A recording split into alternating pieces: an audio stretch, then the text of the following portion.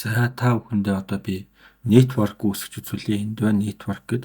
Network гэдэг маань болохоор өвдлийн хоорондын харилцаа холбоог дүрслэн үзүүлэхэд ашиглагддаг. Энэ нь чанарын судалгааны өвдөл доторх концепц, код, баримт бичиг болон бусад элементийн хоорондын уялдаа холбоог харааны хэлбэрээр илэрхийлэх боломжийг биднэрт олгодог байгаа. За network үүсгэхийн тулд network дээрээ маус аваачаад маус хоёроо дараад network-ийнхоо нэрийг өгөөд greet гэж үүсгэж болно. Бас нэг өөрөөр үүсгэх боломжтой нь болохоор код групп дээрээ одоо биднэрт ингээд дөрвөн код групп байгаа шүү дээ. Энэ дээрээ маус хоёроо дараад open network гэд шууд код группээсээ network-ыг үүсгэжнэ гэсэн үг. За одоо энэ маань ингээд шууд ингээд бодлогын хөтөлбөр гэдгийг маань network нь шууд ингээд гараад ирж байна гэсэн үг. Нийт бодлогын хөтөлбөр маань өөрөө нийт 9 кодноос үүсэж байгаа. Ингээд энэ маань ингээд 9 код маань шууд ингээд бодлогын хөтөлбөртөө ингээд үүсээд ингээд харагдаж байна гэсэн. За би нэгээ шууд сэвлэхдээ бодлогын хөтөлбөр гэдэг код группийнхаа нэрээр сэвлж. За great гэдэг ингээд орчих. За ингээд ихслээ гаргаж. За энэ network дотор маань ингээд бодлогын хөтөлбөр маань ингээд шууд автоматаа ингээд ороод ирж байна гэсэн үг шүү. За одоо сургалт эдгээрээ дахиад network үүсгэе. Маус хоёроо дараад open network. За save. За great. Энэ өнгөнүүд байна түрүүн бид бүх нэг кодуудаа өнгөөр өөрчилсөн шүү дээ. Тэр өнгүүд маань шууд ингээд дагаад ороод ирж байгаа шүү. За одоо ингээд энгийн network-ыг үүсгэчихье.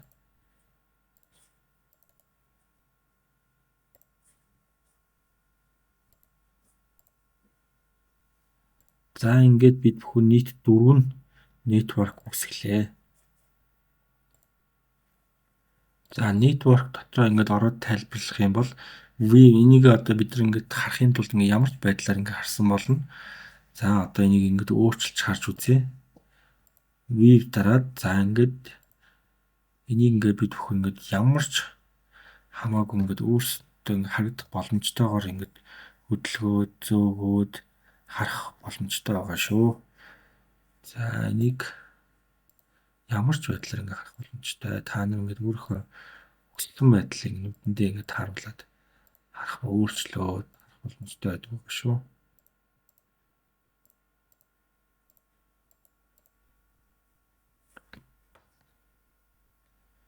За ингэж network үүсгэнэ.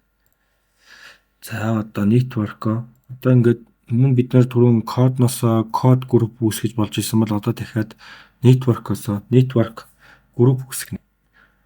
Network групп нь олон network-ыг нэг бүлэг болгон ангилах, зохион байгуулахад ашиглагддаг хэрэгсэл юм. Энэ нь судалгааны өвдөл доторх харилцаа холбоог илүү системтэйгээр хянах дүн шинжилгээ хийхэд тусалдаг. Бид бүхэн network группийг жишээгээр зүй тогтол болгоно ашиглаж үзье. За network группийг үүсгэхдээ network групп дээрээ маус хоёроо дараад new group гэнэ. За ингээд одоо биднээс нийт 4 network байгаа. Энэхүү 4 network маань утгын хувьд яаж нийцэж байна вэ гэдгээс хамаарлаад нэрээ өгнө. За хамгийн ихнийх нь болохоор сургалтын хэрэгцээг зөв тодорхойлж за гэж явж сургалтын хэрэгцээг зөв тодорхойлж зохион байгуулснаар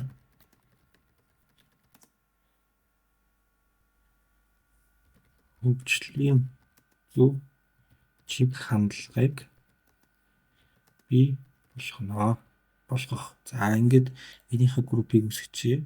Хоёр групп үүсгэе. Нөгөө групп нь болохоор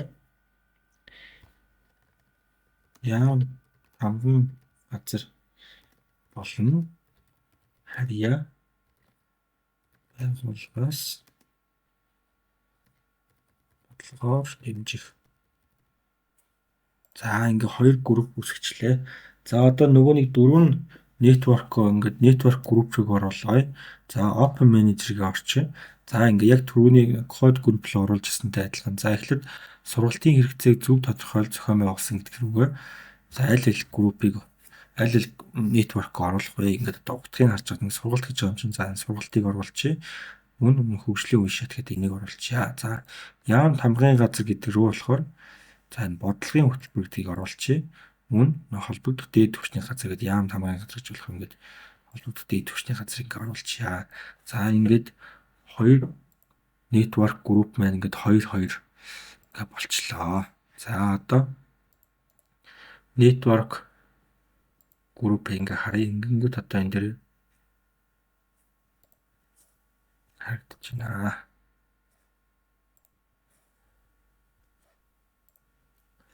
За одоо бид бүхэн кодтай болсон, код групптэй болсон, networkтэй болсон, network групптэй болсон. За одоо ингээд одоо бүхэн кодлоод кодлсныгоо ингээ комент хэсэгтээ ингээд энэ код маань ийм утгатай гэж тайлбарлсан байгаа. Мөн ингээд тухайн кодуудыг ингээ групплж өгсөн. Тэрийг одоо ингээд Excel руу экспорт хийж үзье. За тэгэхэд бол кодн дээр маус хоёроо дараад Open Manager-ыг орноо. Open Manager-ыг орсныхаа дараа энд Excel export гэж харагдаж байна. За энэ дээр дараад за бид бүхэн яг аль зүйлсийг экспорт хийх юм бэ гэдгээс сонгоно. За энэ дээр нь болохоор ингээд бүгднийг ингээд сонгочих. Тэгээд код оруулна, комент оруулна, тэгээд код группийг оруулна. За ингээд эдгээр утгуудыг оруулаад ингээд экспорт хийгээд үзье. За ингээд нийт 24 комент байна гараад ирлээ. Ингээд тухайн код болгон дээр ингээ өгсөн манай комент байна гарч ичийн, кодууд маань гарч ичийн. Дээрх кодууд маань ингээд аль группүүдэд орсон юм бэ гэдэг ингээд Excel-ээр ингээд экспорт хийгдээ гараад ирж байна. За одоо энийг гаргачихъя. За би та бүхэн одоо word cloud-ыг үүсгэж үзүүлье.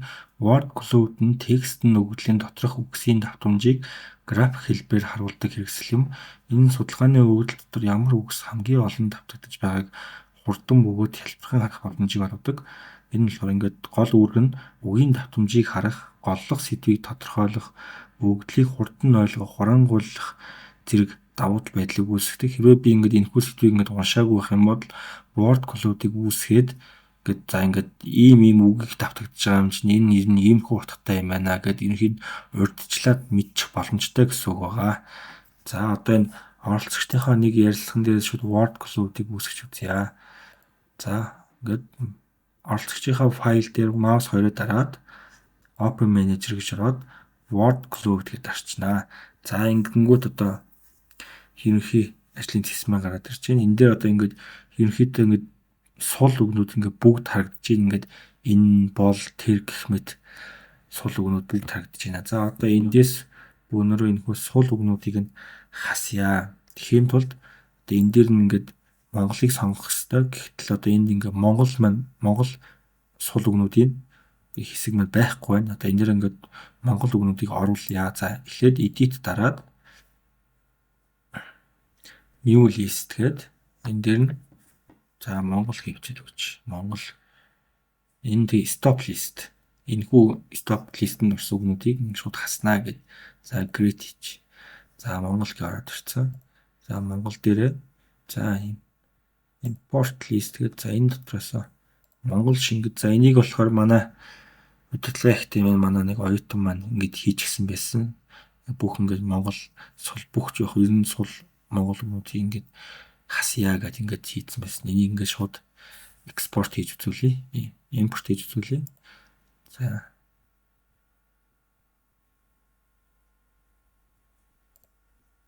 За ингэж монгол үгнүүд маань ингэж ороод ирлээ. Ингээд эдгээр үгнүүдийг ингэж шууд хаснаа. Энэ сул үгнүүдийг.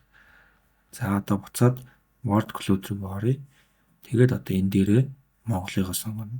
За тэгэнгүүт нөгөө нэг сул үгнүүд маань бүгд ингээ хасагдчихж байгаа. За энэ оролцогч 13 ярьцлага өгөхдөө юуны талаар ярьсан бэ гэдгийг одоо ингээ энэ сар ингээ ерөнхийдөө ингээ сургалтын талаар ярьсан байна, төрийн талаар ярьсан байна, ажлынхаа талаар ярьсан байна. Ингээ ерөнхийдөө ингээ энэ л ингээ төрийн төртэй холбоотой сэдвүүд мөн сургалттай ажилтай холбоотой сэдвэр ингээ ярьсан байна гэд ингээд харж болж байгаа. Ингээд тойрог хэлбээр харж болно. Нэг хамгийн олон давтагцсанаар нь одоо жишээлбэл ингээд сургалт гэдэг үг одоо 62 удаа давтагдсан байна. Харин төрийн гэдэг үг маань 45 удаа давтагдсан байна. Энийг одоо ингээд багасгаад харах юм бол ерөөсөө сургалт, төрийн, ажил гэдэг үгнүүд маань ерөнхийдөө голж байна гэд ингээд харьцуулж байна. За оролцогч 13 дээр ийм байсан бол за оролцогч 14 дээр бас л сургалтын талаар ярьсан байна. Сургалтын хөтөлбөрийн талаар ярьсан байна. Нийгэм гэх мэт ярьсан байна. За оролцогч 15 дээр бас сургалтын талаар ярьсан байна. оролцогч 13 мөн сургалтын талаар бас шинжилгээ, бодлого, яам хөтөлбөр гээд арай жоохон өөр чиглэл рүү ирсэн байна. За оролцогч 11 дээр бол бас сургалтыг ирсэн байна. За word cloud-ыг ингэж ашигланаа. За ингэж ашиглахаас гадна ингээд энэхүү ингээд ашигласан үнэгээ ингээд экспорт хийж гаргаж болно зураг хэлбэрээр. За тэгэхэд бол энэ image гэдэг энэ дээр дараад нэрээ өгөөд bitmap file jpg гэдэг байршилтыг сонгож өгөөд ингээд хадгалчихнаа. Ингэснээр ингээд энэхүү үг маань ингээд зурган хэлбэр ингээд биднэрт ингээд хадгалагдана гэж байна. За ингээд word cloud бол ийм ашиг тустай байх нэ. За одоо энэ код групп дээр график хийж харж үзье. Код групп дээр маус хоёроо дараад энэ word cloud-ыг юун дээр ч үсгэсэн болно. Код дээр, код групп дээр, документ файл дээр, network дээр юун дээр ч үсгээд харах боломжтой байдаг байгаа шүү.